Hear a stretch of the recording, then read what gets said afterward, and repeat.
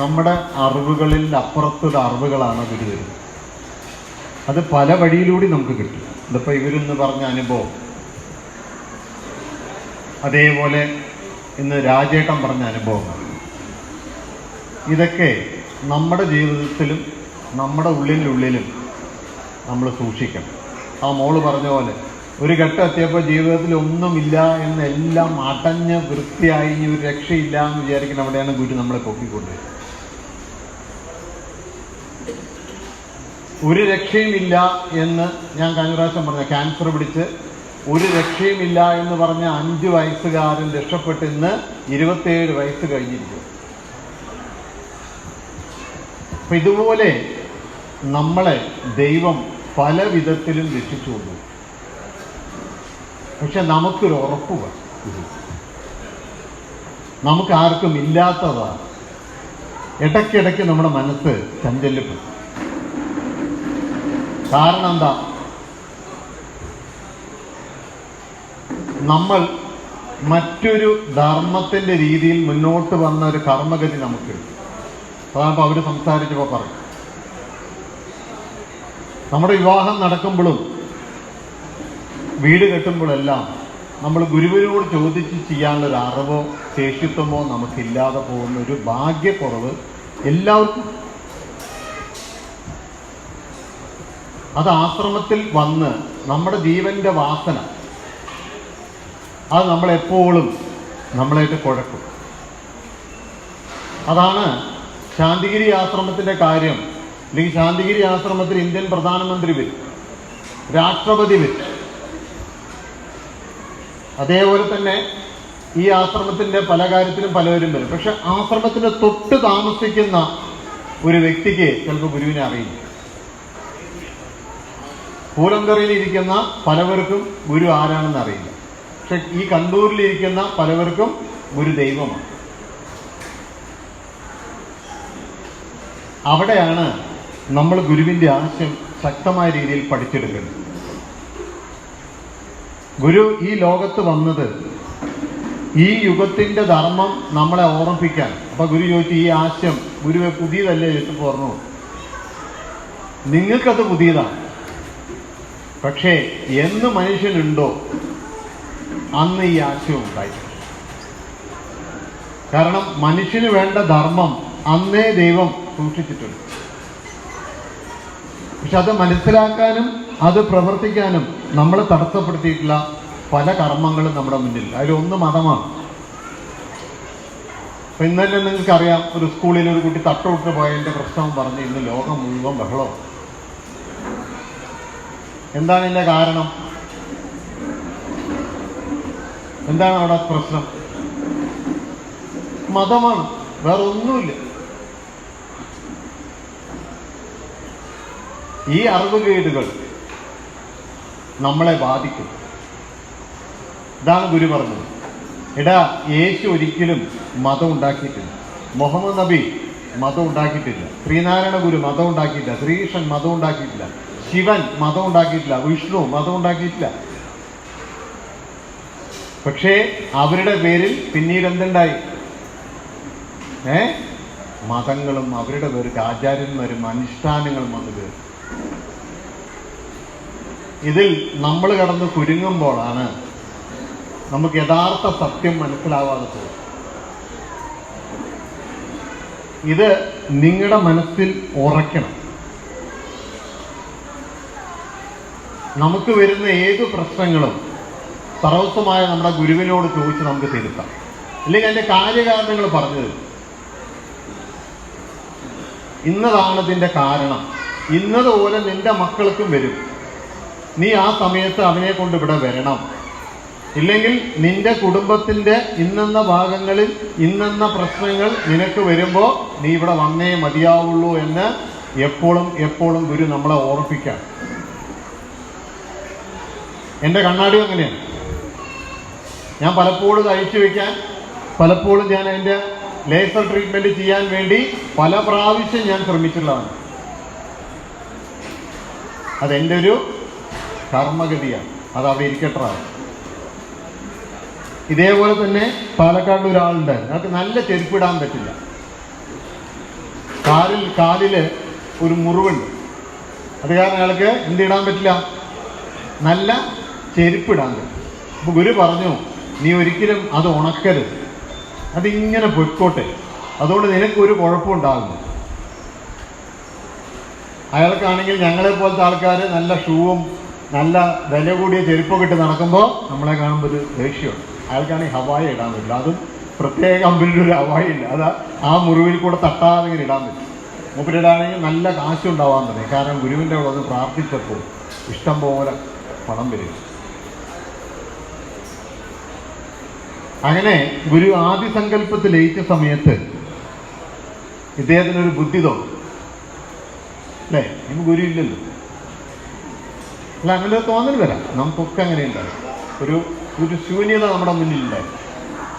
ഇയാൾ ആൻറ്റിബയോട്ടിക് ഒക്കെ കഴിച്ച് ഇതിനെ ഇങ്ങനെ ഉണക്കി. എന്നിട്ട് ഈ അന്നത്തെ ആക്ഷൻ ഷൂ ഉണ്ട് കണ്ടിട്ടുണ്ടോ നിങ്ങൾ? പണ്ട് വില കൂടിയ ഷൂ ആണ് അന്നത്തെ. അതൊക്കെ വാങ്ങിയിട്ട് ഞങ്ങളുടെ മുന്നിൽ കൂടെ ഒക്കെ നടക്കാൻ തുടങ്ങി. കണ്ടടാ, നല്ലതാണ്. അസുഖം മാറിയത്. പക്ഷേ കുറച്ച് ദിവസങ്ങൾ കഴിഞ്ഞപ്പോൾ ഇയാളെ കാണാനില്ല, ആശ്രമത്തിലൊന്നും കാണുന്നില്ല. ഞങ്ങളിങ്ങനെ ഗൃഹസന്ദർശനം നടത്തുന്ന സമയമാണ്. അങ്ങനെ ഇയാൾ വീട്ടിൽ പോയപ്പോഴാണ് അറിയുന്നത് ഇദ്ദേഹത്തെ ഭ്രാന്താശുപത്രിയിൽ കൊണ്ടുപോയി. ഇയാൾക്കൊരു ചെറിയതായിട്ട് മാനസിക രോഗമാണ്. അപ്പോൾ ഇയാളുടെ ചേച്ചിമാർക്കൊക്കെ സംശയം, ഇദ്ദേഹം ഈ കുടുംബക്ഷേത്രത്തിലൊന്നും പോവാത്തതിൻ്റെ ഫലം കൊണ്ടാണെന്ന് സംഭവിച്ചിരിക്കുന്നത്. അല്ല, അവിടെ അങ്ങനെയുള്ള പറയാം. അങ്ങനെ കുടുംബക്ഷേത്രത്തിൽ കൊണ്ടുപോയി ഇയാൾ അവിടെ പോയേക്ക് നിൽക്കുന്നു. അപ്പം ഞങ്ങൾ പോയി, ഇദ്ദേഹത്തിൻ്റെ കുറച്ച് ദൂരെയാണ്. അപ്പോൾ അദ്ദേഹത്തിൻ്റെ ഞങ്ങൾ പോയി കണ്ടു. ഞങ്ങൾക്കും വിഷമമായി. നമ്മുടെ കൂടെ തമാശയും പറഞ്ഞ് ഗുരുവിൻ്റെ അടുത്ത് വന്ന് അദ്ദേഹത്തിൻ്റെ ഭാര്യയാണെങ്കിൽ അതിലാറ് വിഷമം. അപ്പോൾ നമ്മളും പറഞ്ഞു, ജയതീർത്ഥസ്വാമി ഉണ്ടായിരുന്നു, നമ്മൾ വേറെ നല്ല ഡോക്ടറെ കാണിക്കും, അങ്ങനെയാണ് ഇങ്ങനെയാണെന്നുള്ള എല്ലാ കാര്യം പറഞ്ഞു. ഞങ്ങൾ എന്നിട്ട് പറഞ്ഞു, പ്രാർത്ഥന മുറക്കരുത്, നിങ്ങൾ എന്ത് വന്നാലും ഇതിന് പ്രാർത്ഥിക്കണം എന്നൊക്കെ പറഞ്ഞപ്പോൾ അയാൾ തലയാട്ടിയിട്ട് അഖണ്ഡനാമം ഞങ്ങൾ അയാളെ മുന്നിൽ വന്ന് ചൊല്ലി. അങ്ങനെ അത് കഴിഞ്ഞ് അന്ന് രാത്രി ഇദ്ദേഹം ഒന്ന് കേൾക്കുകയാണ്, നിന്നോട് ഞാൻ അന്നേ പറഞ്ഞതല്ലടാ. അപ്പോൾ ഇയാൾക്ക് ഓർമ്മ വന്നു, കാല് ഉണക്കിയത് കുഴപ്പമായല്ലോ. ആ ഭ്രാന്തിൻ്റെ ഇടയിൽ അയാൾ പറയണ, അന്ന് രാത്രി അദ്ദേഹം ഒരു മുട്ടുസൂചി എടുത്ത് കാലിൽ ആ ഭാഗത്തിൻ്റെ ഒരു കുത്തു. അത് വീണ്ടും ചെറിയൊരു മുറിവ് വന്നു. 2 ദിവസം കഴിഞ്ഞപ്പോൾ ഇദ്ദേഹം ചിരിക്കാൻ തുടങ്ങി. അപ്പോൾ ഭാര്യയ്ക്ക് മനസ്സിലായി ഇയാൾ ശരിയായി തുടങ്ങി. പിന്നെ ഇയാൾ പിശുക്കാൻ തുടങ്ങി, പണം കൊടുക്കാതെയായി, പൈസയുടെ കണക്ക് പറയാൻ തുടങ്ങി. അപ്പോൾ ഭാര്യ പറഞ്ഞു, നിങ്ങൾക്ക് ശരിയായി, നിങ്ങൾക്ക് എന്താ പറ്റിയത്? അപ്പോൾ അയാൾ അന്നൊന്നും മിണ്ടിയില്ല, നേരെ തിരുവനന്തപുരം പോയി. ശിശുപൂജ ആയിട്ടില്ല. ജന്നി അന്ന് അമൃതാജ്ഞാന പ്രസിഡന്റ് നിലയിലും അത് പറഞ്ഞു, ഞാൻ ഇങ്ങനെ. അപ്പോൾ ജന്നി തിരിച്ചുകൊണ്ട് പറഞ്ഞു, നമ്മളെല്ലാവരും വിചാരിക്കുന്നത് ഗുരു ഇല്ല എന്നാണ്. ഒരിക്കലുമല്ല. ഗുരു എല്ലാ കാലത്തും എല്ലാമായി നമ്മുടെ കൂടെ. ഈ പറയുന്ന ഞാനിവിടെ സംസാരിക്കുമ്പോഴും അതിൻ്റെ നിറവോടുകൂടി നമ്മുടെ കൂടെയുണ്ട്. അപ്പോൾ നമ്മളെ ആ പറഞ്ഞ പല കാര്യങ്ങളും നമുക്ക് മനസ്സിലാവാതെ വരുന്നത് നമ്മുടെ ജീവന്റെ വാസനയുടെ ഒരു കുഴപ്പം. അപ്പോൾ ആ ഒരു സത്യത്തെ മനസ്സിലാക്കിയിട്ട് വേണം നമ്മൾ ഓരോരുത്തരും ജീവിക്കാൻ. നമുക്കൊരു ഉറപ്പ് വേണം, എൻ്റെ ഗുരുവിൽ ഏത് ദുരിതത്തിലും എൻ്റെ ഗുരു എൻ്റെ കൂടെ ഉണ്ടാവും. ആ ഏത് അവസ്ഥ കടക്കുമ്പോഴും ഞാൻ പ്രാർത്ഥന കൊണ്ട്, അതാണ് ഗുരു പറഞ്ഞത്, ഏത് വിഷമവും നിങ്ങൾക്ക് വരുന്നത് നിങ്ങളുടെ ജീവന്റെ അനേക കോടി ജന്മത്തിന്റെ കർമ്മഗതിയാണ്. ഇതൊരു ഗുരുവാണിയിൽ നിന്ന് ഞാൻ വായിച്ചിട്ടുണ്ട്. ഗുരുവിനോട് ഒരാൾ ചോദിക്കുന്നത്, എന്തുകൊണ്ടാണ് ഈ വിഷമത വരുന്നത്? ഇവിടെ ഇരിക്കുന്ന പലവരും നമ്മളോട് ചോദിക്കുന്ന ചോദ്യമാണ്. അപ്പം ആ കുട്ടിയും പറഞ്ഞതാണ്, ചിലവർക്ക് അത് പെട്ടെന്ന് ശരിയാവും, ചിലവർക്ക് ശരിയാവില്ല. അത് വിവാഹത്തിന്റെ കാര്യമായി. അവിടെ നമ്മുടെ ജീവനിൽ അനേക ജന്മങ്ങളായി നമ്മുടെ ജീവൻ ജനിച്ചും മരിച്ചും വന്നിരിക്കും.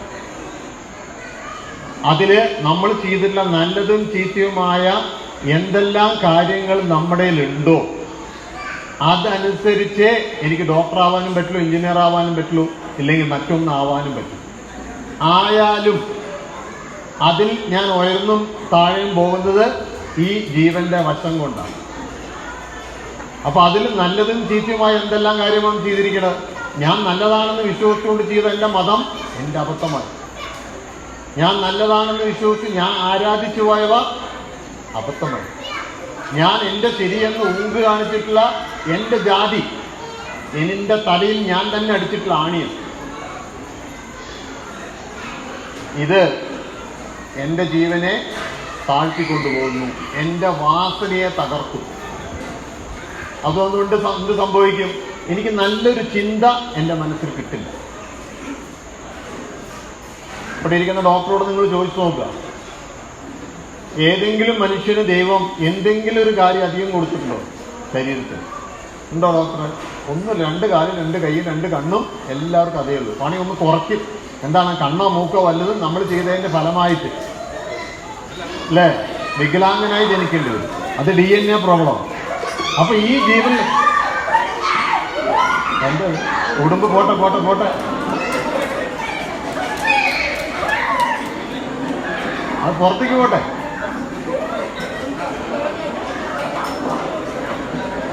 അതിന് പുറത്തേക്കാക്കാൻ നോക്കി. അത് പുറത്തേക്ക് പോട്ടെ, പുറത്തേക്ക് പോട്ടെ. അതിന് പുറത്തേക്ക് പോകാനുള്ള സൗകര്യം കൊടുക്കും. ഇങ്ങനെ പോട്ടെ, ഇങ്ങനെ പോട്ടെ.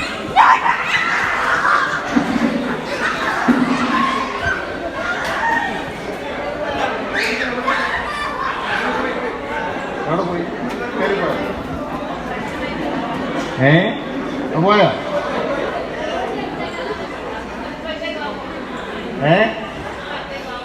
അല്ല അല്ല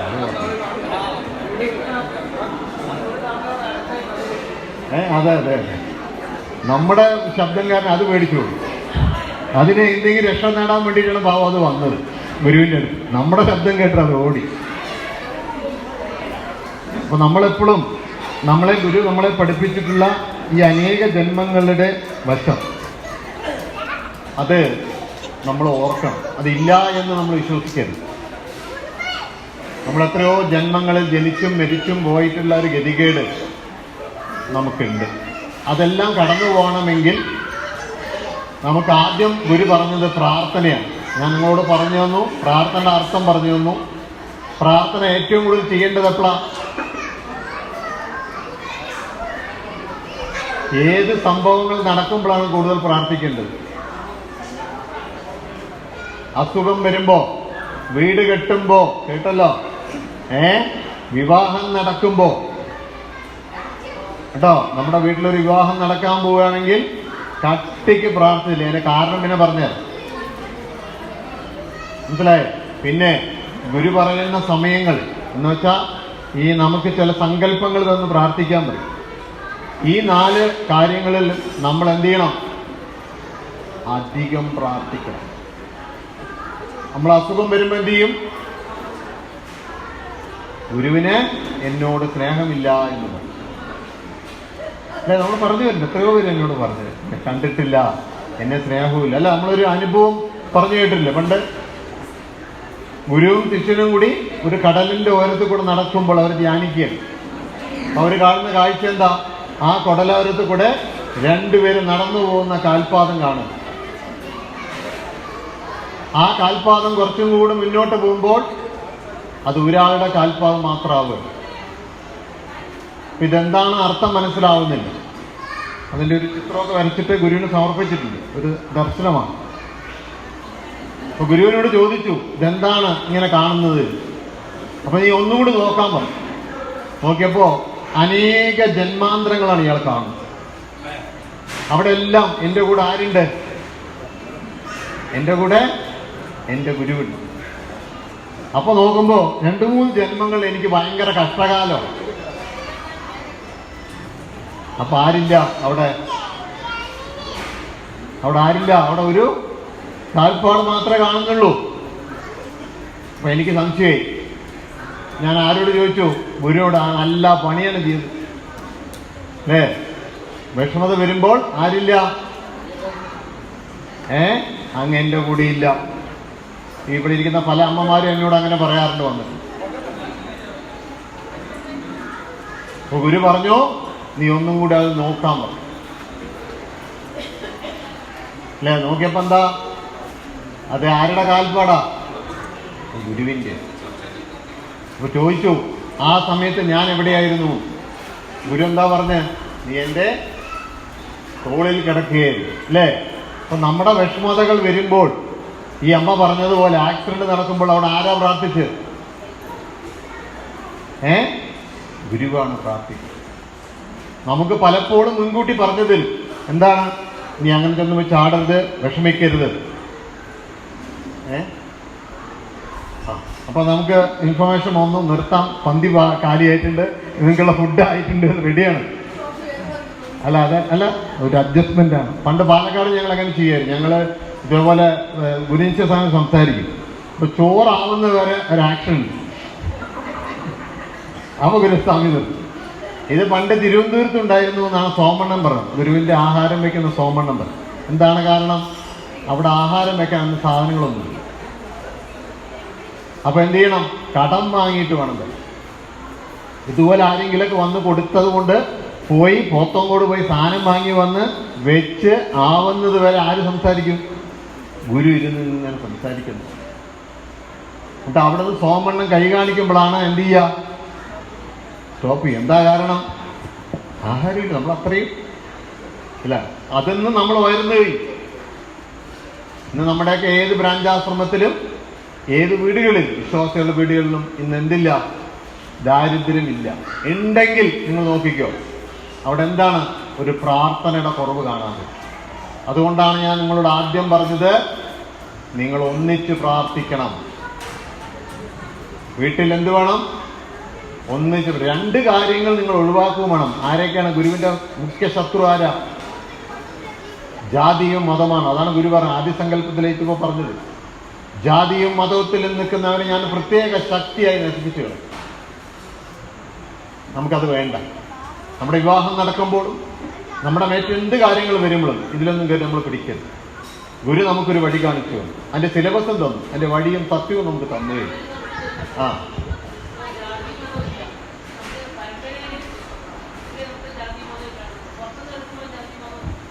അത് നോക്കിയാൽ നിങ്ങളുടെ കുടുംബത്തിൽ നിങ്ങൾ ആണിവെക്കുകയാണ്. എന്താണ്? ഡോക്ടറോട് ചോദിച്ചോളൂ. 2013 കണ്ടെത്തിയിട്ടുള്ള സയൻസ് എന്താണ് പറഞ്ഞറിയോ? ജാതി നോക്കി കഴിക്കുന്നവന് ജനറ്റിക് ക്ലോക്ക് ഡിസീസ് വന്നുകൊണ്ടേ ഗോത്ര രോഗം. ഞാൻ ഗുരുവിനോട് 93 കൂടി. അപ്പൊ ഗുരു എഴുതി തന്നു, ഇന്ന ജാതി, ഇന്ന രോഗം, ഇന്ന സ്വഭാവം. ഇന്ന ജാതി, ഞാൻ കാര്യം പറയില്ല, ഗുരു പറഞ്ഞു, ഇന്ന ജാതി, ഇന്ന രോഗം, ഇന്ന സ്വഭാവം കൂടി പറഞ്ഞു. ആ ജാതിയിലെ ആൾക്കാർ ഇന്ന് സ്വഭാവിക്കുന്നത് ആര് പറയുന്നു? ആരാ ജാതിയിലാക്കിയത്? മനുഷ്യങ്ങളിൽ ഏറ്റവും ദൈവത്തിന്റെ വികാസമാണ്. അതിലാണ് മുൻകൂടുന്നത്.